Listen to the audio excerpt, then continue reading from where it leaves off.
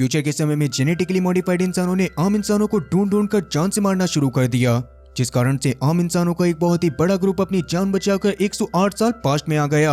और अब उनका एक ही मिशन था कि पास्ट में किसी भी हालत में सर्वाइव करके वो लोग फ्यूचर में होने वाले महायुद्ध के कारण को जड़ से खत्म कर दें। असल में ये सब तब शुरू हुआ जब जेड नाम का एक शेरिफ अपने सीनियर नेस्टर के साथ समंदर के किनारे जाता है और उन्हें वहां एक लाश दिखाई देती है। उस लाश के अलावा और भी काफी सारे लोगों की लाशें समंदर से बहकर किनारे पर आ रही थी, जिन्हें देखकर तो जेड और नेस्टर के होश उड़ जाते हैं। और उन्हीं लाशों के बीच में जेड लिया नाम की एक छोटी बच्ची को देखता है, जिसकी सांसें फिलहाल के लिए चल रही थी, और इसीलिए जेड जल्दी से अपनी जैकेट लिया को उड़ाकर वहां पर एम्बुलेंस को बुला लेता है।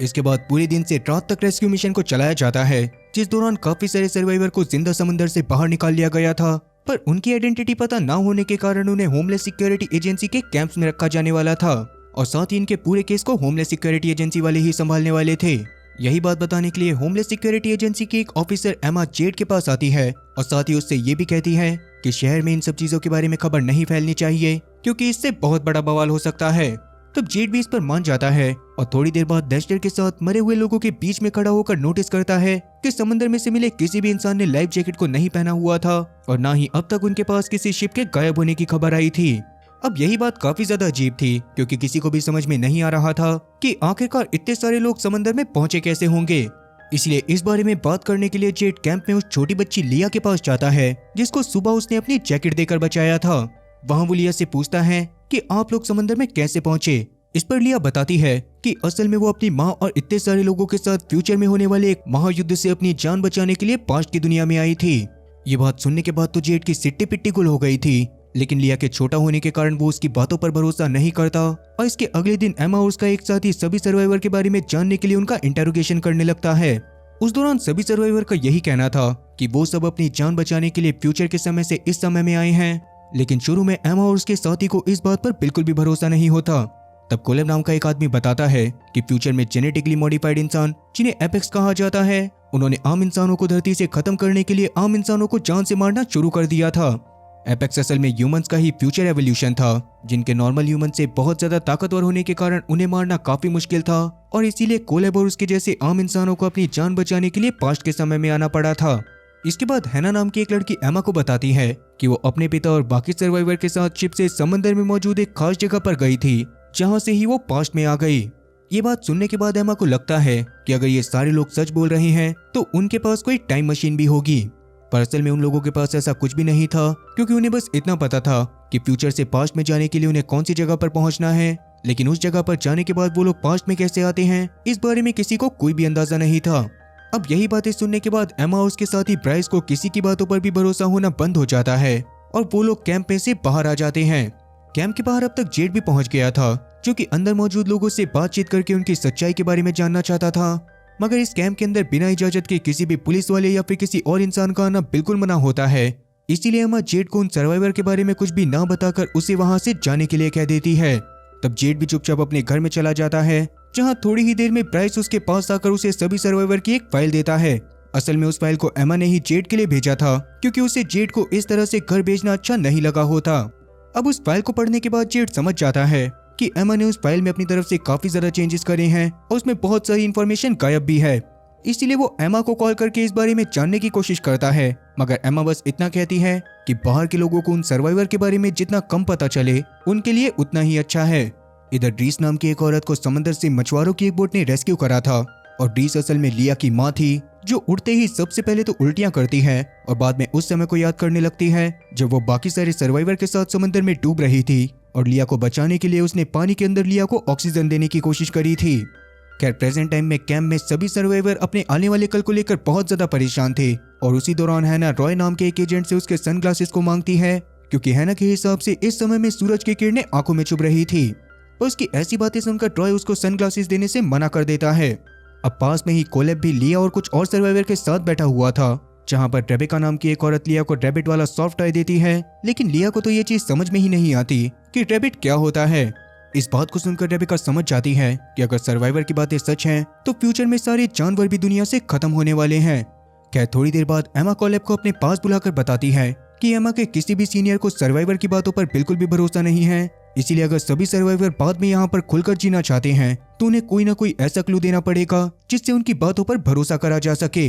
ये सुनकर कोलेब टेंट के बाहर चला जाता है, जिसके तुरंत बाद ही थॉमस नाम का एक सर्वाइवर टेंट में आके एमा से कहता है कि उसके पास फ्यूचर की एक बहुत ही खास इन्फॉर्मेशन है जिसको वो बस प्रेसिडेंट के साथ ही शेयर करेगा। ये सुनकर एमा थॉमस से पहले उस इन्फॉर्मेशन के बारे में हिंट देने को कहती है, क्योंकि ऐसे ही किसी की भी प्रेसिडेंट के साथ मीटिंग फिक्स नहीं करवाई जा सकती थी। इसीलिए थॉमस उसको बस इतना बताता है कि असल में वो लोग पहले इंसान नहीं हैं जो कि फ्यूचर से पास्ट में आए हैं। उनसे पहले भी एक ग्रुप पास्ट में आ चुका है और वो ग्रुप अभी भी पास्ट में ही मौजूद है। ये सुनकर तो एमा के पूरी तरह से होश उड़ जाते हैं। और वहीं दूसरी तरफ जेड जब अपने काम पर जाने के लिए तैयार होकर अपनी गाड़ी में बैठता है, तभी गाड़ी के पीछे वाली सीट पर बैठी रीस उसे गन पॉइंट पर लेकर गाड़ी को लिया के पास लेकर जाने को बोलती है। तब ना चाहते हुए भी जेड लिया को होमलेस सिक्योरिटी एजेंसी के कैंप के बाहर ले जाता है, लेकिन अंदर जाने की परमिशन ना होने के कारण वो रीस को कैंप के बाहर ही छोड़ देता है। अब रीस अकेले ही अंदर जाकर सबसे पहले तो कैंप की बिजली को काटती है और लाशों वाले वेयर हाउस में जाकर उनमें लिया को ढूंढने लग जाती है। असल में रीस को लग रहा था कि शायद लिया मारी गई होगी, लेकिन लिया के जिंदा होने के कारण उसको लिया की लाश नहीं मिलती। तभी उस वेयर हाउस में 2 सिक्योरिटी गार्ड आकर रीस को पकड़ने की कोशिश करते हैं, लेकिन रीस उन दोनों से लड़ाई करते हुए उन दोनों को बहुत बुरी तरह से मारती है और काफी लंबी लंबी छलांग लगाकर वेयर हाउस की कांच की दीवार को तोड़ते हुए कैंप से भाग जाती है। अब इसके थोड़ी देर बाद सीसीटीवी फुटेज में रीस की इस तरह की एबिलिटीज को देखकर एमा और बाकी सबके पैरों तले जमीन खिसक गई थी और अब धीरे धीरे उन्हें सर्वाइवर के फ्यूचर से आने और फ्यूचर में एपेक्स के आम इंसानों को जान से मारने वाली बात पर भरोसा होने लग गया था। उस समय पर जेड से रीस के बारे में और ज्यादा जानने के लिए एमा ने उसे ऑफिस के अंदर ही बुलाया हुआ था, जिस दौरान रीस के बारे में जानने के बाद वो जेड से ये भी कहती है कि अगर अगली बार भी वो औरत तुम्हारे पास आती है तो तुम्हें उसकी बातों पर बिल्कुल भी भरोसा नहीं करना है। अब जैसे कि सर्वाइवर उस कैंप में सेफ नहीं थे, इसलिए उन्हें उसी रात जंगलों के बीच में बने एक समर कैंप में रहने की जगह दे दी जाती है, जिस दौरान होमलेस सिक्योरिटी वाले भी उनके साथ रहने वाले थे। वहां पर लिया को कोलेब के साथ रखा जाता है और उस समय पर जब हैना अपने घर का लॉक खोलने की कोशिश कर रही थी, तब रॉय जाकर उसकी मदद करता है और उसे अपने सनग्लासेस भी दे देता है। तभी एमा को उनके एक गार्ड के बहुत ही बुरी तरह से घायल होने के बारे में पता चलता है, जो काम कहीं ना कहीं किसी एपेक्स का ही था और इसका मतलब नॉर्मल सर्वाइवर के बीच में कोई ना कोई एपेक्स भी है। मगर एमा इसका इल्जाम किसी के ऊपर भी डायरेक्ट नहीं लगा सकती थी, इसीलिए इस बारे में वो बाद में किसी और तरह से पता करने का फैसला करती है, क्योंकि अभी उसे थॉमस को अपनी एजेंसी के हेड के पास लेकर जाना था, ताकि थॉमस ने जो बात एमा को बताई थी वो बात थॉमस उनके बॉस को भी बता सके। इसके बाद वो थॉमस को एक खाली सड़क पर ले जाकर छोड़ देती है, जहां एमा का बॉस रॉबर्ट पहले से मौजूद था, जिसके सामने आते ही थॉमस उसे बताने लग गया था कि उनसे पहले भी इंसानों का एक ग्रुप फ्यूचर से पास्ट में आ चुका है। अब ये बात सुनने के बाद रॉबर्ट जैसे ही पलटता है तो थॉमस की सिट्टी पिट्टी गुल हो जाती है, क्योंकि असल में रॉबर्ट खुद भी उसी ग्रुप का हिस्सा था जो कि पहले फ्यूचर से पास्ट में आए थे, इसीलिए उसे इन सब चीजों के बारे में पहले से सब कुछ पता होता है। और अभी वो थॉमस से गुस्से में कहता है कि थॉमस को फ्यूचर से आए हुए लोगों के बारे में किसी को कुछ भी नहीं बताना है। इधर जेड के घर में वापस से रीस घुस जाती है, जिसे देखते ही शुरू में तो जेड ने उसे गन पॉइंट पर ले लिया था, लेकिन रीस जेड से मदद मांगती है ताकि वो लिया को वापस पा सके। तब जेड उसके इस रवैये को देखकर अपनी गन को नीचे कर लेता है और पहले रीस से रीस के बारे में जानने की कोशिश करता है।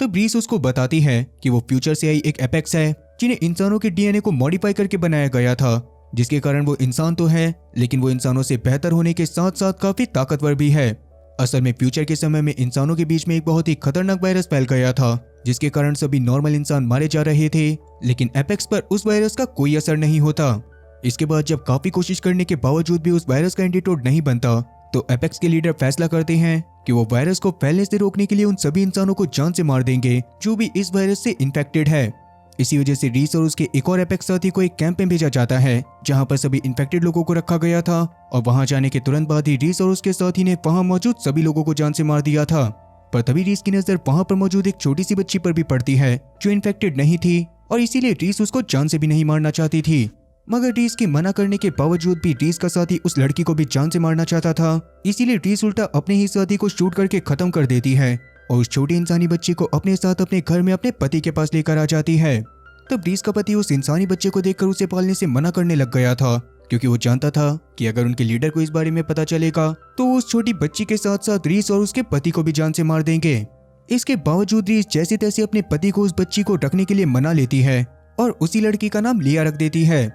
इसके बाद कुछ सालों तक तो सब कुछ सही चलता है, लेकिन लिया के बड़ा हो जाने पर रीस ज्यादा से ज्यादा ध्यान उस पर देने लग गई थी, जिसके कारण वो अपने पति को समय नहीं दे पा रही थी। इससे रीस के पति को इतना ज्यादा गुस्सा आता है कि वो अगले ही दिन अपने लीडर्स के पास जाकर उन्हें लिया के बारे में सब कुछ बता देता है और गुस्से में तुरंत ही एपेक्स के लीडर रीस को अपने पास बुला लेते हैं। वहां जाकर लीडर से बात करने पर रीस समझ गई थी कि उससे बात करने के बाद उसको और उसकी बेटी को जान से मार दिया जाएगा। इसीलिए वो तुरंत ही अपनी गन से अपने पति के अलावा वहां मौजूद सभी एपेक्स को जान से मार देती है और जल्दी से घर में लिया के पास आकर उसे अपने साथ एक शिप पर ले जाती है। उसी शिप की मदद से वो लोग टाइम ट्रेवल करके पास्ट में आने वाले थे, लेकिन शिप के टाइम ट्रेवल करने के दौरान शिप में कोई गड़बड़ हो जाने के कारण उसमें आग लग जाती है, जिसके बावजूद शिप सभी लोगों को पास्ट में भेज तो देता है, लेकिन सब लोग आग से अपनी जान बचाने के लिए समंदर में कूद जाते हैं। इसके अगले दिन ही जेड को नेस्टर के साथ समंदर के किनारे जाने पर एक पैसेंजर की लाश मिली थी और वहीं दूसरी तरफ रीस को मछुआरों ने बचा लिया था। अब इस घटना के दौरान शिप में मौजूद सिर्फ 47 इंसान ही जिंदा बचे थे और 400 लोगों की पानी में डूबने से मौत हो गई थी। प्रेजेंट टाइम में ये बात सुनने के बाद जेड रीस को अगले दिन लिया के पास ले जाने का फैसला करता है और वहीं अगले दिन होमलैंड सिक्योरिटी एजेंसी वाले सभी सर्वाइवर का डीएनए टेस्ट करने का फैसला करते हैं ताकि उन्हें पता चल सके कि वो लोग सच में फ्यूचर से आई हैं या फिर झूठ बोल रहे हैं। पर ये बात सिर्फ सर्वाइवर से बोली गई थी ताकि वो लोग पैनिक ना करें, जबकि इस टेस्ट का असल रीजन तो ये था कि डीएनए की मदद से उस एपेक्स के बारे में पता लगाया जा सके जो कि सर्वाइवर्स के बीच में इंसान बनकर बैठा हुआ है। इधर अपने वादे के अनुसार सुबह जेड रीस को अपने साथ उस समर कैंप के पास लेकर जाने वाला था, लेकिन अभी जब वो अकेले अपनी गाड़ी में आकर बैठता है तो उसे एमा की तरफ से बाकी सर्वाइवर के इंटेरोगेशन की कुछ रिकॉर्डिंग मिलती है। उन्हें देखने के बाद जेड को ये बात पता चलती है कि फ्यूचर के समय में सारे एपेक्स नॉर्मल इंसानों को खत्म कर देना चाहते हैं और ये बात रीस की पिछली रात की बातों से पूरी तरह से अलग थी। इसलिए फिलहाल जेड को समझ में नहीं आता कि उसे रीस को समर कैंप के पास लेकर जाना चाहिए या फिर नहीं। इस बात पर फैसला करने से पहले जेड ने रीस को बहाने से एक शेड में लाकर बंद कर दिया था, जिस जगह के चारों तरफ से बंद होने के कारण रीस वहां पर से भाग भी नहीं सकती थी। इसलिए वो काफी देर दरवाजे को पीटने के बाद थककर शेड के बीच में जाकर बैठ जाती है। इधर जेड जल्दी से एमा को कॉल करके इस बारे में बताता है और एमा से अकेले रीस के पास आकर उससे बात करने को कहता है ताकि एमा को एपेक्स और इंसानों दोनों की तरफ की कहानी के बारे में अच्छे से पता चल सके और उसे ये डिसाइड करने में आसानी हो कि उन्हें किसकी मदद करनी है और किसकी नहीं। अब एमा इसके लिए मान तो गई थी, लेकिन अपनी नौकरी जाने के डर से वो इस बारे में रॉबर्ट को भी कॉल करके बता देती है, जो रीस के एपेक्स होने के बारे में सुनते ही उसे खत्म करने के लिए अपनी एक टीम को वहां पर भेज देता है। तब वो टीम रीस के सामने जाकर उसके ऊपर अंधाधुंध गोलियां बरसाना चालू कर देती है, जो देखकर रीस उनके सामने बेहोश होने का ड्रामा करने लग गई थी। पर बाद में मौका मिलते ही वो वहां पर से भागने लग जाती है, जिस दौरान उसके कुछ गोलियां भी लगती हैं, लेकिन इसके बावजूद वो शेड के बगल में मौजूद नदी में कूदकर वहां से भागने में कामयाब हो जाती है। अब जब जेड को इस बारे में पता चलता है कि एमा की हरकत के कारण रीस के ऊपर कुछ लोगों ने हमला कर दिया था, तो जेड गुस्से में अपने घर में आ जाता है और बाद में जब एमा उसको कॉल करके रीस के बारे में जानने की कोशिश करती है तो जेड उसे कुछ भी नहीं बताता और चिल्लाते हुए आगे से फोन ना करने को कहता है। तभी जेड के घर में जेड की बीवी उसके बेटे ओलिवर को लेकर आ जाती है, जिसको देखकर जेड बहुत ज्यादा खुश होता है और आज वो जेड को टाउन में होने वाले फेस्टिवल को दिखाने के लिए लेकर जाने वाला था। इधर रीस फिलहाल के लिए एक जगह के बाथरूम में आकर अपने शरीर के अंदर से गोलियां निकालती है, जिसके वहां से निकलने के कुछ देर बाद ही रॉबर्ट की टीम रीस को ढूंढते हुए उस बाथरूम तक भी पहुंच गई थी। पर वहां बस उन्हें रीस का एक मैसेज मिलता है कि मेरे पीछे आना बंद कर दो वरना मारे जाओगे। वहीं दूसरी तरफ रॉबर्ट ने थॉमस को डराने के लिए काफी ज्यादा टॉर्चर करवाया था और उसको छोड़ने के बदले में वो उससे कहता है कि थॉमस को कैंप में वापस जाके सभी लोगों को समझाना होगा कि वो लोग फ्यूचर के बारे में किसी को कुछ भी ना बताएं। इस पर थॉमस भी मानकर समर कैंप में वापस आ जाता है और धीरे धीरे करके कुछ लोगों को अपने फ्यूचर से होने के बारे में किसी को भी बताने से मना करने लगता है। क्या अभी इतने दिनों से लगातार कैंप में बंद रहकर हैना का मन वहां पर लगना बंद हो गया था, इसीलिए वो रॉय से उसकी भागने में मदद करने को कहती है, लेकिन रॉय इसके लिए साफ मना कर देता है। पर इसके बाद भी हैना रॉय की बात को नहीं मानती और जब रॉय अपने शिफ्ट को खत्म करके अपने ट्रक से समंदर के किनारे होने वाले फेस्टिवल में जाने लगता है तो हैना भी उसके ट्रक के पीछे छुपकर बिना किसी की भी नजरों में आए कैंप से बाहर निकल जाती है। वहां पर से वो भी सीधा फेस्टिवल में पहुंच गई थी, जहां जेड भी थोड़ी ही देर में अपने बेटे ओलिवर के साथ एंजॉय करने के लिए आ जाता है। पर उस दौरान बार बार अपने बेटे को देखकर जेड को रीस की बातें याद आ रही थी। खैर वहीं कैंप में लिया अचानक से बीमार पड़ जाती है और उसे अचानक से एक ऐसी जानलेवा बीमारी हो गई थी जिसके बारे में डॉक्टर को भी कुछ भी समझ में नहीं आता। इसीलिए एमा परेशान होकर इस बारे में रॉबर्ट को कॉल करके बताती है और तब लिया की जान बचाने के लिए रॉबर्ट सोफी नाम के एक डॉक्टर के पास जाकर तुरंत ही उसे हेलीकॉप्टर से समर कैंप में भेज देता है। तब सोफी को देखकर एमा उसको सर्वाइवर्स के फ्यूचर से आने के बारे में सब बताती है, जो सुनने के बाद सोफी वादा करती है कि वो लिया को बचाने के लिए जो भी कर पाएगी वो सब कुछ करेगी। अब वैसे अब तक समर कैंप के पास वाले जंगल में रीस भी आ गई थी, जो समर कैंप में आसानी से घुसने का रास्ता ढूंढ रही थी। पर तभी उसे एहसास होता है कि रॉबर्ट के द्वारा भेजी गई टीम उसके मैसेज को देखने के बावजूद भी उसे खत्म करने के लिए जंगल में आ गई है। इसीलिए तब रीस भी झाड़ियों के बीच में छुप जाती है और मौका मिलने पर एक एक करके उस टीम के मेंबर को साइलेंटली मारने लगती है। वहीं ओलिवर जेड के साथ फेस्टिवल में बहुत ज्यादा एंजॉय कर रहा था। वहां पर हैना भी आसपास की चीजों को देख रही होती है। जिस दौरान ही उसको मार्शल नाम का एक आदमी भी मिलता है जो कि आज ही जेल से छूटकर बाहर आया था। लेकिन इसके बावजूद वो हैना से काफी अच्छे से बात करता है और उसे फेस्टिवल में ही चल रहे लाइव बैंड परफॉर्मेंस को दिखाने के लिए वहां पर लेकर चला जाता है।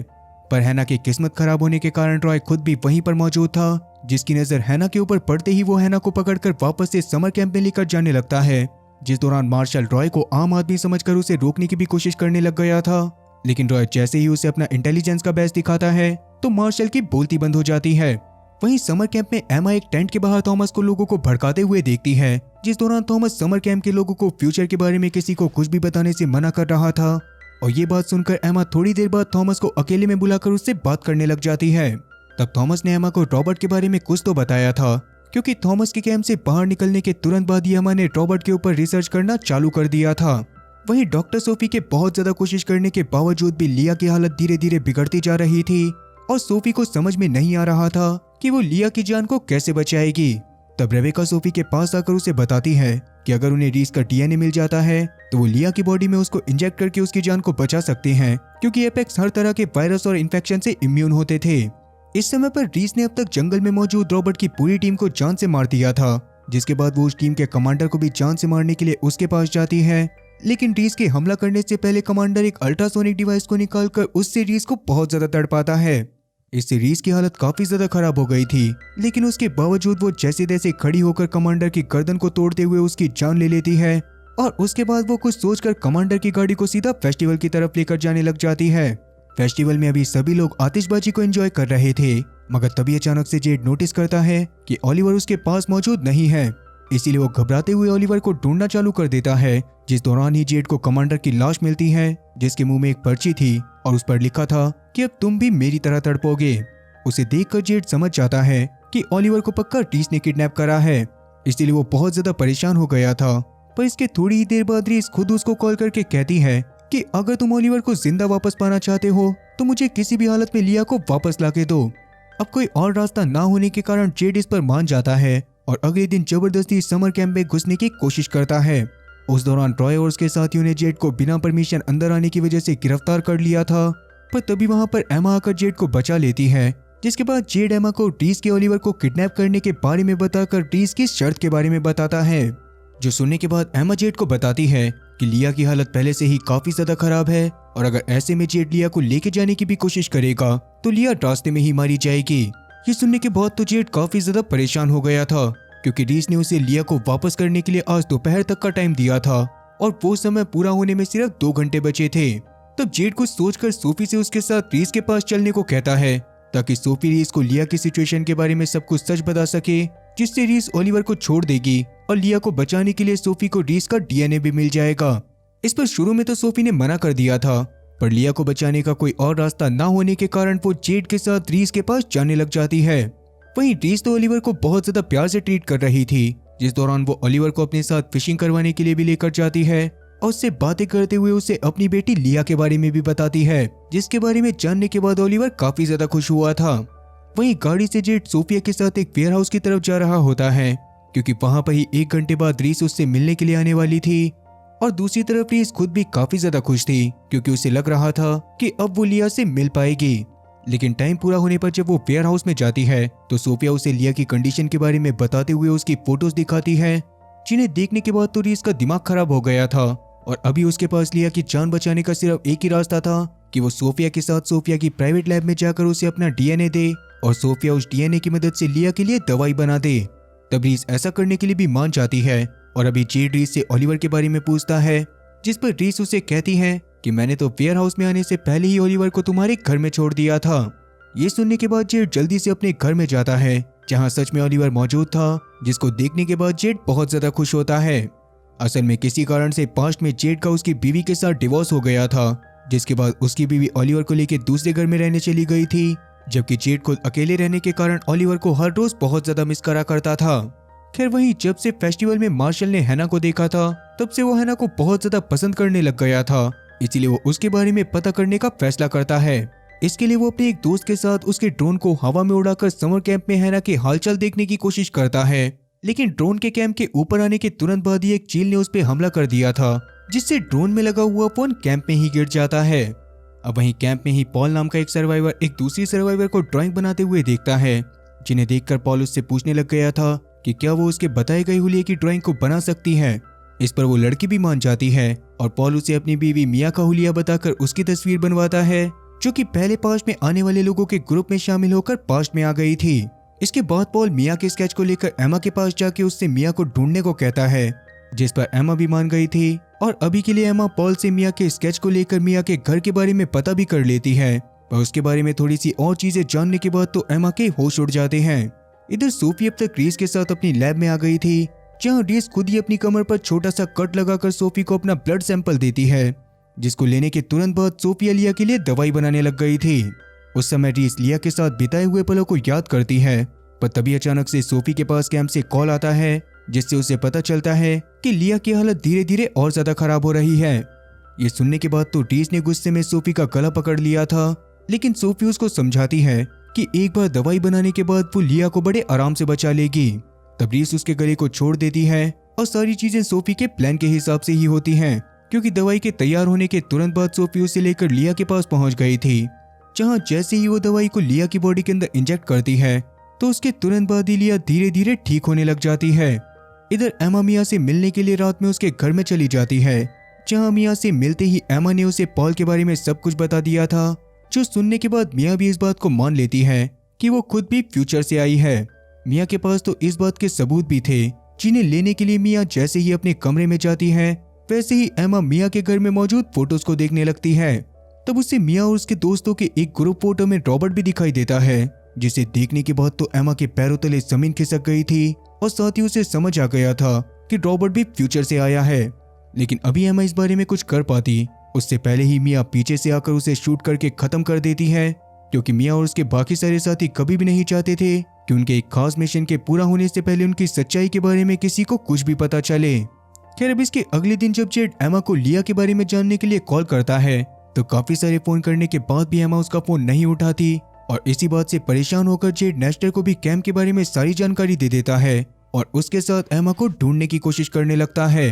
तब एमा के घर में जाने पर उन्हें एमा के बॉस रॉबर्ट के बारे में पता चलता है, जिसके बारे में थोड़ी सी इन्फॉर्मेशन निकालने पर नेस्टर और जेड को ये बात भी पता चल गई थी कि जिस कमांडर की डेड बॉडी को रीस गिफ्ट के रूप में जेड के लिए छोड़कर गई थी उसको रॉबर्ट ने ही रीस को जान से मारने के लिए हायर करा था।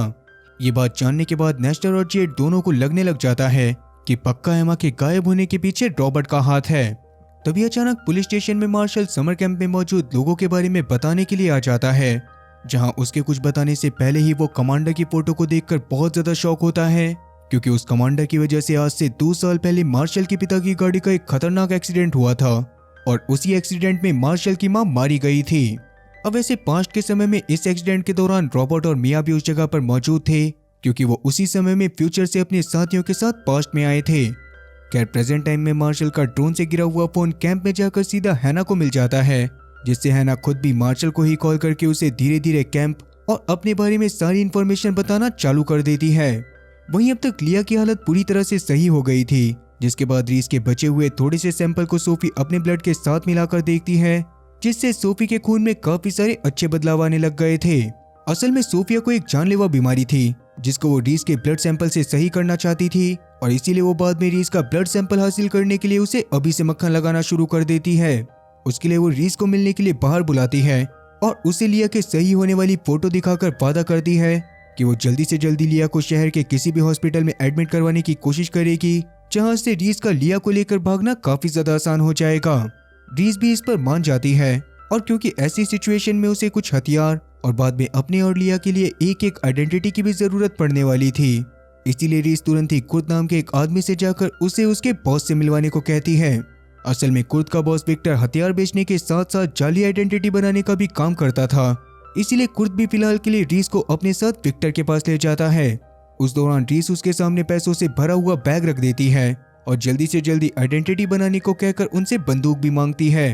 अब बस 2 आईडीज के लिए इतने सारे पैसे को देखकर विक्टर और उसके साथियों ने रीस को गन पॉइंट पर ले लिया था, क्योंकि रीस उन्हें कोई पुलिस वाली लग रही थी। पर तब रीस विक्टर के सभी साथियों को बहुत ही बुरी तरह से मारती है, जिस दौरान काफी सारे लोग भी मिलकर उसको नहीं संभाल पाते और ये देखने के बाद तो विक्टर की फट के 4 से 64 हो जाती है। साथ ही तब रीस विक्टर को ये बात भी बताती है कि वो विक्टर को इतने सारे पैसे किसी खास वजह से दे रही थी और विक्टर को उसके लिए एक और काम करना पड़ेगा। तब विक्टर भी इस पर मान जाता है और वैसे ये सारा पैसा रीस ने गांव के एटीएम को तोड़कर उसमें से निकाला था और उसी एटीएम के सामने अभी के लिए नेस्टर खड़ा होकर एटीएम की हालत को देख रहा था। वहीं समर कैंप में रॉय को हैना के पास मौजूद मोबाइल फोन के बारे में पता चल जाता है, इसलिए कोलैब खुद ही उस फोन को लेकर रॉय के सामने जाता है और जब रॉय उससे फोन को छीनने की कोशिश करता है तो कोलैब फोन को पास की झील में डालकर उसे खराब कर देता है। वहीं लिया के पूरी तरह से सही हो जाने के बाद सोफी रॉबर्ट के पास जाकर उसे इस बारे में बताती है, जो जानकर तो रॉबर्ट बहुत ज्यादा खुश होता है, पर अब वो आगे से सोफी को कैंप में जाने से मना कर देता है।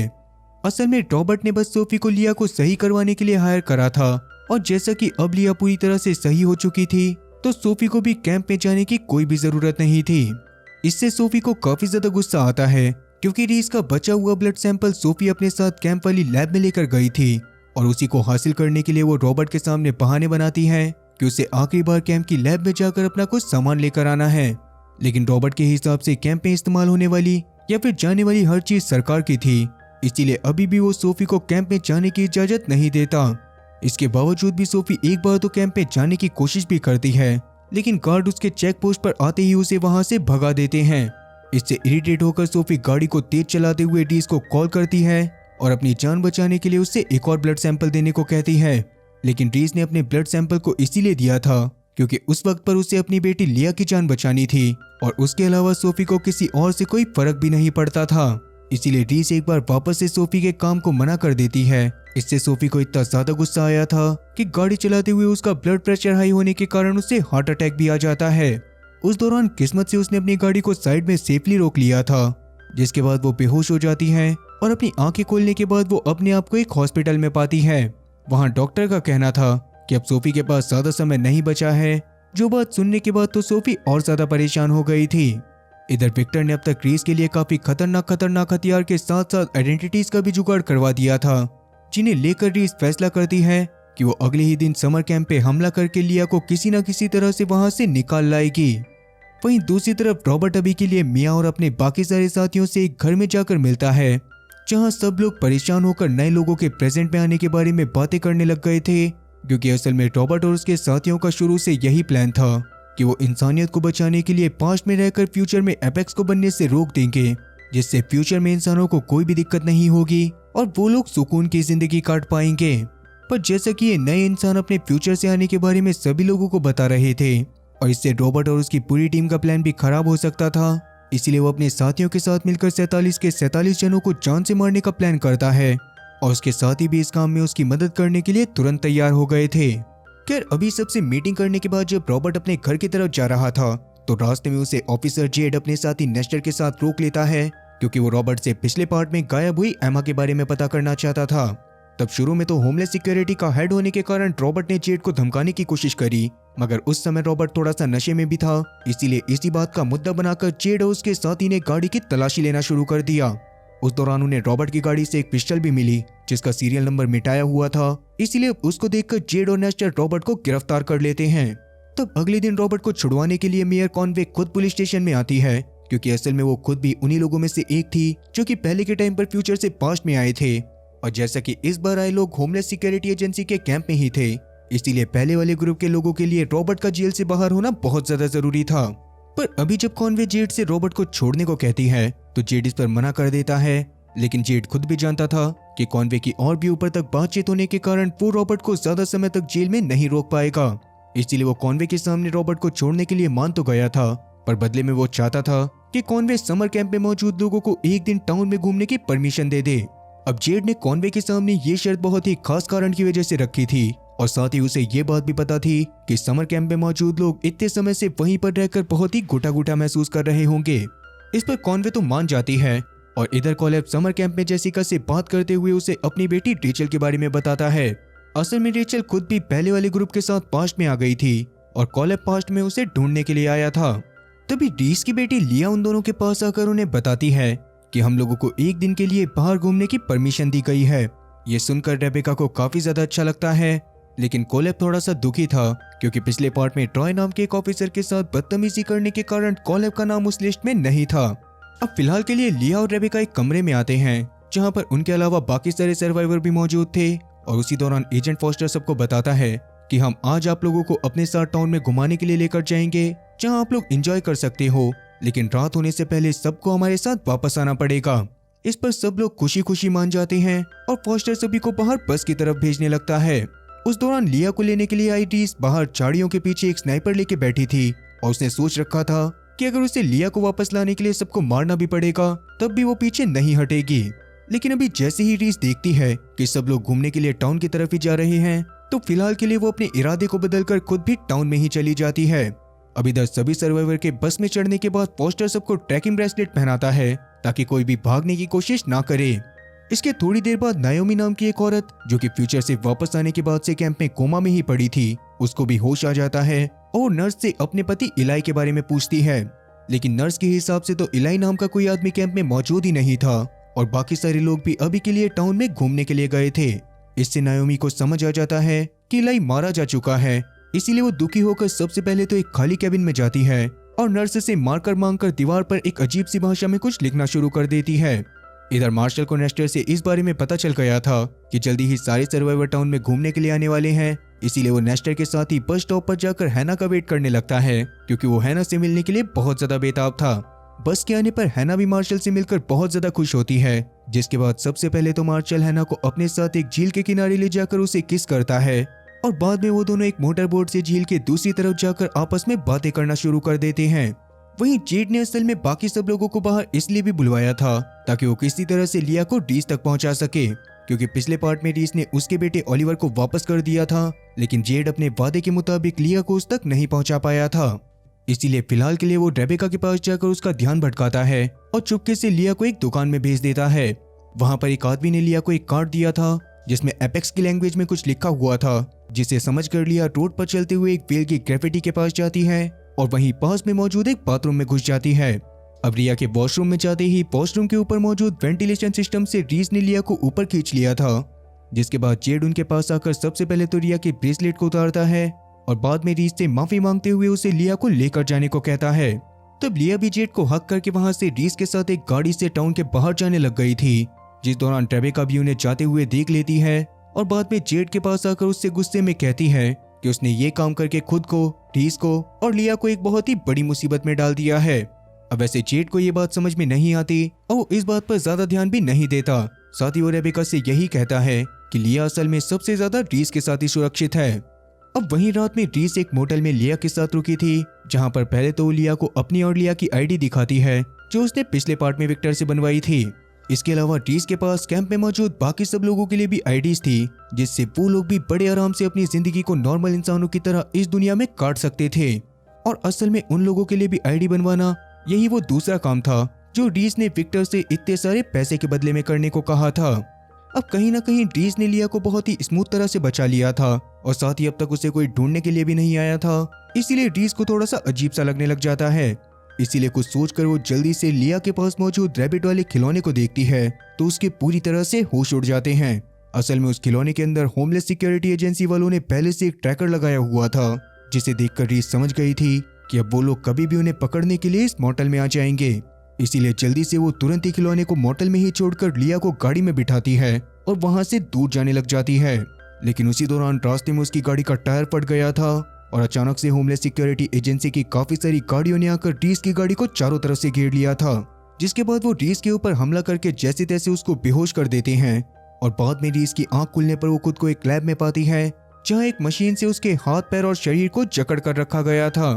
अब वैसे रॉबर्ट का यही प्लान था कि वो रीस के डीएनए से ही एक ऐसा वायरस बनाएगा जिससे फ्यूचर से आए नए लोगों को जान से मारा जा सके। पर जैसा कि ये काम आम डॉक्टर के बस का नहीं था और रॉबर्ट वैसे भी उन लोगों को अपनी सच्चाई के बारे में नहीं बताना चाहता था, इसीलिए वो हॉस्पिटल में जाकर वहां पर मौजूद सोफी से मिलता है और उसे फिर से उसके प्लान में शामिल होने को कहता है। इस पर पहले तो सोफी ने मना कर दिया था, लेकिन रीस का नाम सुनते ही वो मान जाती है, क्योंकि रीस के डीएनए से वो अपनी जानलेवा बीमारी के लिए भी एक दवाई बनाकर खुद भी एपेक्स बनना चाहती थी। हालांकि सोफी दिल की बुरी नहीं थी, इसीलिए रीस का डीएनए निकालते समय सोफी रीस से वादा भी करती है कि वो उसको बचाने के लिए उसके पास वापस आएगी। इसके बाद सोफी उस दिन का काम खत्म करके लैब से बाहर चली गई थी और आज ही उसने अपनी दवाई बनाने के लिए रीस का ब्लड भी निकाल लिया था।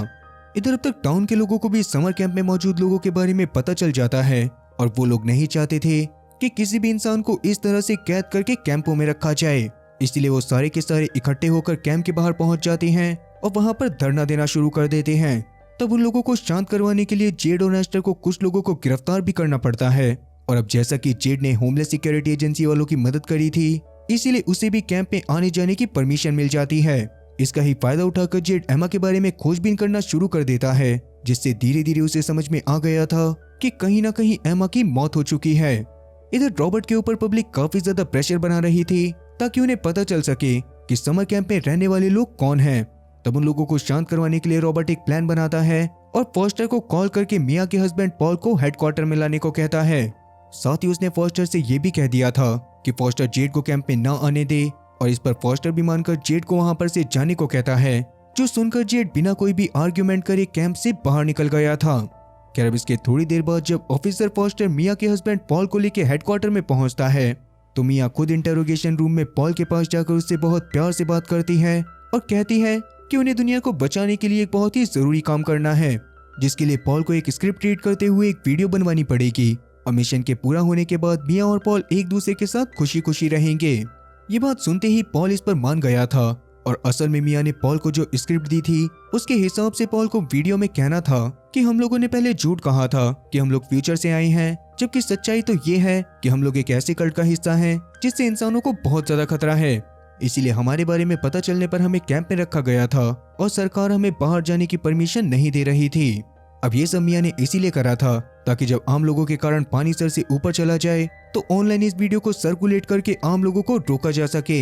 इधर कैंप में नायोमी को खुद भी अच्छा नहीं लग रहा होता, इसीलिए वो कैंप में मौजूद कुछ लोगों को बाहर जाने के लिए भड़काना शुरू कर देती है। उस समय पर फॉस्टर उन्हें रोकने के लिए आ गया था, जिस दौरान नायोमी फॉस्टर की बंदूक छीनकर फॉस्टर को ही घायल करके सबके साथ वहां से निकल जाती है और फॉस्टर के साथियों को इस बारे में पता चलने पर वो फॉस्टर को हॉस्पिटल में एडमिट करवा देते हैं। वहीं जेड और नेस्टर ने सुबह जिन लोगों को गिरफ्तार करा था उनमें मौजूद डायना नाम की औरत उन्हें बताती है कि असल में मैं खुद भी पहले वाले ग्रुप के लोगों के साथ पास्ट में आई थी, लेकिन मैं उनसे अलग हो गई क्योंकि मैं अभी के आए लोगों को भी बचाना चाहती हूँ। इस बात को सुनकर जेड को समझ आ जाता है कि कैंप में आए सभी लोगों को बहुत ज्यादा खतरा है, इसीलिए वो पहले वाले ग्रुप के लोगों के बारे में डायना से सारी इन्फॉर्मेशन देने को कहता है। इस पर डायना जेड से मिया और रॉबर्ट की फोटो मंगवाकर उसे बता देती है कि वो दोनों ही सबको लीड कर रहे हैं। जो बात सुनने के बाद तो जेड के दिमाग के तोते उड़ गए थे और साथ ही उसे समझ आ गया था कि इस सब का मतलब तो ये है कि अब तक रॉबर्ट और मिया ने एमा को जान से मार दिया होगा, क्योंकि कहीं ना कहीं एमा को भी उनकी सच्चाई के बारे में पता चल गया होगा। तभी अचानक से पुलिस स्टेशन में जेनिफर नाम की एक FBI ऑफिसर आती है, जो कि जेड से डायना के साथ पकड़े गए बाकी सारे लोगों को भी छोड़ने के लिए कहने लग गई थी। इस पर जेड मना कर देता है क्योंकि डायना ने उसे बता दिया था कि असल में जेनिफर खुद भी पहले वाले ग्रुप के लोगों में से एक है और इसका मतलब कि वो वहां पर सिर्फ डायना को ही छुड़वाने के लिए आई थी। पर तब जेड जेनिफर से सभी लोगों को छुड़वाने के लिए एक पक्का वारंट लाने को कहता है और क्योंकि जेनिफर एकदम से कोई पक्का वारंट नहीं ला सकती थी, इसलिए गुस्से में वो नाक चढ़ाकर वहां पर से चली जाती है। इसके थोड़ी देर बाद जेड के पास पॉल का कॉल आता है, जिससे भी अब तक अपनी बीवी मिया के असली प्लान के बारे में पता चल गया था, इसीलिए वो जेड को उस बारे में बताकर उसे वीडियो के बारे में भी बताता है। जो सुनने के बाद जेड समझ गया था कि उन लोगों को कोई प्लान बनाकर ही रॉबर्ट और साथी मिया को पकड़ना पड़ेगा, क्योंकि अगर वो डायरेक्ट उन्हें पकड़ने की कोशिश करेंगे तो वो पॉल के जरिए बनाई गई वीडियो को ऑनलाइन सर्कुलेट करके सभी लोगों को बहुत ही बुरी तरह से फंसा देंगे। अब जैसा कि जेड खुद भी सभी लोगों को बचाना चाहता था, इसीलिए उसके इरादों के बारे में जानने के बाद डायना उसको बताती है कि मैं एक ऐसी मशीन बना सकती हूँ जिसको अगर कैंप में जाकर वहां के सर्वर से कनेक्ट कर दिया जाए तो पुराने वाले ग्रुप के लोगों के पास से नए वाले ग्रुप के लोगों का सारा डेटा इरेज करा जा सकता है, और अगर उसके बाद उन सभी लोगों को किसी तरह से कैंप से निकालकर फेक आईडी दे दी जाती है तो कभी भी कोई भी उन्हें पूरी दुनिया में नहीं ढूंढ पाएगा। तब जेड जल्दी से डायना से उस मशीन पर काम करने को कहता है और डायना की सेफ्टी के लिए उसे मार्शल के साथ अपने घर के गराज में छोड़ देता है। वहीं रेचल यानी कोलेब की बेटी असल में रॉबर्ट के ही पास थी, जिसे रॉबर्ट ने पास्ट में आकर अडॉप्ट कर लिया था और फिलहाल के लिए रेचल खुशी खुशी अपने कॉलेज प्रोजेक्ट पर वर्क कर रही थी। अब वैसे तो रॉबर्ट ने रेचल को बहुत ज्यादा प्यार देने के लिए उसे अडॉप्ट करा था, क्योंकि रेचल की गर्दन पर वो निशान था जो कि एपेक्स अपने गुलामों की गर्दन पर बनाया करते थे, और इसका मतलब फ्यूचर में रेचल और उसके मम्मी पापा एपेक्स के गुलाम रहे होंगे। दैट मीन्स कि कोलेब खुद ही एपेक्स के लिए पहले काम करा करता था और पिछले पार्ट में कैंप में जिस ऑफिसर के ऊपर एपेक्स के तरीकों से हमला हुआ था वो हमला भी कोलैब ने ही करा था। इधर अभी रॉबर्ट को खबर मिलती है कि सोफी ने वो दवाई बना ली है जिससे अभी आए हुए लोगों को जान से मारा जा सकता है। इसीलिए तब रॉबर्ट एक प्लान बनाता है जिसको पूरा करने के लिए वो जेनिफर के साथ कैंप में मौजूद सभी सर्वाइवर्स के पास जाता है और उन्हें कहता है कि आने वाले 3 से 4 दिनों के अंदर आप सभी लोगों को इस टाउन की आईडीज देकर टाउन में छोड़ दिया जाएगा, जिसके बाद आप लोग पूरी तरह से फ्री हो जाओगे। लेकिन ऐसा करने से पहले आपको यहाँ के वायरस से बचाने के लिए एक वैक्सीन लगाई जाएगी। ये बात सुनने के बाद तो सभी सर्वाइवर्स बहुत ज्यादा खुश हो गए थे। वहीं मिया को इस बारे में पता चल गया था कि पॉल ने जेड से बात करके उनके प्लान के बारे में जेड को सब कुछ बता दिया है। इसीलिए वो गुस्से में रीस के डीएनए से बने वायरस को एक वाइन में मिलाकर पॉल को पिला देती है, जिससे पॉल की मौत हो गई थी। वहीं सोफी को भी ये बात समझ में आ गई थी कि रॉबर्ट उस वायरस के साथ क्या करने वाला है, इसलिए वो कुछ सोचकर जल्दी से जेड के घर के बाहर जाती है, जहाँ जेड के गैराज में डायना और मार्शल डायना की मशीन के ऊपर वर्क कर रहे थे और जेड अभी अभी मशीन बनाने के कुछ जरूरी सामान को लेकर आया था। तभी जेड को बाहर से आवाज आने पर वो बाहर जाकर सोफी से मिलता है, जो उससे रॉबर्ट के प्लान और रीस के डीएनए से बने वायरस के बारे में सब बता देती है, जिसके बारे में सुनने के बाद जेड सबसे पहले तो रीस को फ्री करवाने का फैसला करता है, क्योंकि बाद में रीस की ताकत के जरिए वो लोग कैंप में मौजूद सभी लोगों को बड़े आराम से बचा सकते थे। इसीलिए फिलहाल जेड नेस्टर के पास जाकर उसे सब कुछ बताता है और उसके साथ रीस को बचाने का प्लान बनाने लगता है। वहीं फिलहाल के लिए एक लैब के अंदर रीस को बहुत ज्यादा टॉर्चर करा जा रहा था और जैसा कि अब तक उसके डीएनए से वायरस को भी बना लिया गया था, इसीलिए रॉबर्ट ने रीस के ऊपर एक्सपेरिमेंट कर रहे एक साइंटिस्ट को रीस को जान से मारने के लिए कह दिया था। इसके लिए वो साइंटिस्ट रीस को अल्ट्रासोनिक फ्रीक्वेंसी वाले साउंड को सुनाकर उसे तड़पाने लगता है और एक समय पर वो साउंड की फ्रीक्वेंसी को इतना ज्यादा बढ़ा देता है कि रीस उसे सहन नहीं पाती और उसके दिल की धड़कन धीमे होने लग जाती है। इससे साइंटिस्ट को लगने लग गया था कि रीस मारी गई है, लेकिन उसके बाहर जाते ही रीस अपनी आंखों को खोलती है और लिया को बचाने के बारे में सोचकर अपने शरीर की पूरी ताकत से उस मशीन को तोड़कर फ्री हो जाती है। तब तक काफी सारे गार्ड भी रीस के ऊपर हमला करने की कोशिश करने लग गए थे, लेकिन रीस उन्हें बहुत ही बुरी तरह से मारते हुए उठा कर फेंकती है और इतने में ही सोफी भी अपने वादे के मुताबिक जेड के साथ रीस की मदद करने के लिए आ गई थी। वहां पर आकर जेड सबसे पहले तो रीस के गुस्से को शांत करवाता है और जल्दी से उसके साथ बाहर निकलने लग जाता है, पर तभी वहां पर साइंटिस्ट ने आकर सोफी को गन पॉइंट पर ले लिया था और उसको छोड़ने के बदले में वो रीस को वहीं रुकने को कह रहा था। तब फिलहाल के लिए मजबूरन जेड और रीस को अपनी गन को नीचे करना पड़ता है और जेड रीस के आगे आकर अपने घुटनों पर बैठने लग जाता है। ये देखकर रीस को पहले तो कुछ भी समझ में नहीं आता, लेकिन तभी अचानक से उसकी नजर जेड की कमर पर मौजूद जेड की एक सीक्रेट गन पर पड़ती है, जिसे देखकर रीस जेड के इशारे को समझकर उस गन को लेते हुए साइंटिस्ट को पट्टे से गोली मार देती है। इसके बाद रीस ने गुस्से में साइंटिस्ट को गले से पकड़कर हवा में लटका दिया था और उससे लिया के बारे में पूछने लग गई थी। फिर लिया के बारे में जानने के बाद रीस सबसे पहले तो सोफी के साथ उसकी लैब में जाती है, जहां पर आते ही उसने उस वायरस की ट्यूब को बर्बाद कर दिया था, जो वायरस सोफी ने रीस के डीएनए से रॉबर्ट के कहने पर नए लोगों को मारने के लिए बनाया था। लेकिन अभी भी उनकी मुसीबत खत्म नहीं हुई थी, क्योंकि मतलब भर का वायरस रॉबर्ट पहले ही अपने साथ लेकर कैंप की तरफ जा चुका होता है और इसका मतलब कैंप में मौजूद सभी लोगों की जान अब भी खतरे में थी। आगे रीस के लैब से निकलने के बाद सोफी जल्दी से उस दवाई को निकालती है जो उसने अपनी बीमारी को सही करने के लिए रीस के डीएनए से बनाई थी, लेकिन उस दवाई को किसी की भी बॉडी में इंजेक्ट करना काफी ज्यादा खतरनाक था, क्योंकि 95% चांसेस थे कि वो दवाई किसी के भी ब्लड में जाकर उसे जान से मार देगी। मगर जैसा कि सोफी अपनी जानलेवा बीमारी की वजह से वैसे भी मरने वाली होती है, इसीलिए वो इस बारे में ज्यादा ना सोचकर वायरस को अपनी बॉडी में इंजेक्ट कर लेती है। इसके तुरंत बाद ही सोफी काफी ज्यादा बेहतर फील करने लग गई थी, मगर तभी लैब में सोफी का एक साथी मेसन आता है, जिसके साथ ही बात करते हुए सोफी अचानक से जमीन पर गिरकर बेहोश हो जाती है। वहीं अब तक डायना ने वो मशीन बना ली थी जिसे कैंप के सर्वर के साथ कनेक्ट करके सभी लोगों के डेटा को हर कंप्यूटर से इरेज करा जा सकता था। इसीलिए जेड अब काफी ज्यादा खुश होता है और अब उसका प्लान ये था कि वो किसी तरह से कैंप के पास जाकर सभी लोगों को वहां से निकालकर बाहर ले आएगा और इस काम में नेस्टर भी उनकी मदद करने वाला था। लेकिन अभी उनका प्लान परफेक्ट नहीं होता, क्योंकि अंदर की बातों को जाने बिना वो कुछ भी नहीं कर सकते थे। इसीलिए अपनी टीम में उन्हें अंदर के किसी आदमी की जरूरत थी। इस बारे में जब मार्शल को नेस्टर से पता चलता है तो वो कुछ सोचकर सीधा कैंप के मेन गेट के पास जाकर अंदर जाने की कोशिश करता है, जो देखकर जब ऑफिसर रॉय उसे रोकने के लिए उसके पास आता है तो मार्शल रॉय के मुंह पर एक मुक्का मार देता है। इससे गुस्से में आकर रॉय ने उसे पकड़ के कैंप के एक कैबिन में बंद करवा दिया था। लेकिन इसके थोड़ी देर बाद रॉय को अपनी जेब में एक नोट मिलता है, जो कि मार्शल ने रॉय को मुक्का मारने के बहाने से उसकी जेब में डाल दिया था। तब उस नोट को पढ़ने के बाद रॉय को समझ आ जाता है कि रॉबर्ट असल में कैंप में मौजूद सभी लोगों को जान से मरवाना चाहता है और उसने ही एमा को भी जान से मारा है। उसी नोट में जेड के प्लान के बारे में भी सब लिखा था, जिसको पढ़ने के बाद रॉय ने भी जेड की मदद करने का फैसला कर लिया था। इसीलिए वो कोलेब के पास जाकर उसे भी सब कुछ बता देता है और उससे कहता है कि अगले दिन कोलेब को कैंप में मौजूद सभी सर्वाइवर को वैक्सीन लगवाने से रोकना पड़ेगा। इस पर कोलेब भी मान गया था। अब उसी रात जेनिफर मार्शल के कैबिन में आकर उसे स्टन मशीन से बहुत ज्यादा टॉर्चर करती है और आगे से उससे इस कैंप में कभी भी ना आने को कहती है। इसके बाद सुबह सुबह नेस्टर अपने प्लान के अकॉर्डिंग गाड़ी को तेज भगाते हुए सीधा कैंप के अंदर आ गया था, जिसकी वजह से गुस्से में रॉबर्ट और उसके सारे साथी नेस्टर को पकड़ लेते हैं। जिस दौरान नेस्टर उन्हें कहता है कि मैं यहाँ पर कोई बखेड़ा खड़ा करने के लिए नहीं आया हूँ और मुझे बस मार्शल को वापस लेकर जाना है ताकि गांव में मौजूद लोग वापस से कैंप के बाहर आकर बवाल ना करें। ये बात रॉबर्ट को भी कहीं ना कहीं सही लग रही थी, इसलिए वो मार्शल को रॉबर्ट के हवाले कर देता है। पर तभी रॉय मार्शल के पास आकर उसके भी मुंह पर एक मुक्का मारता है।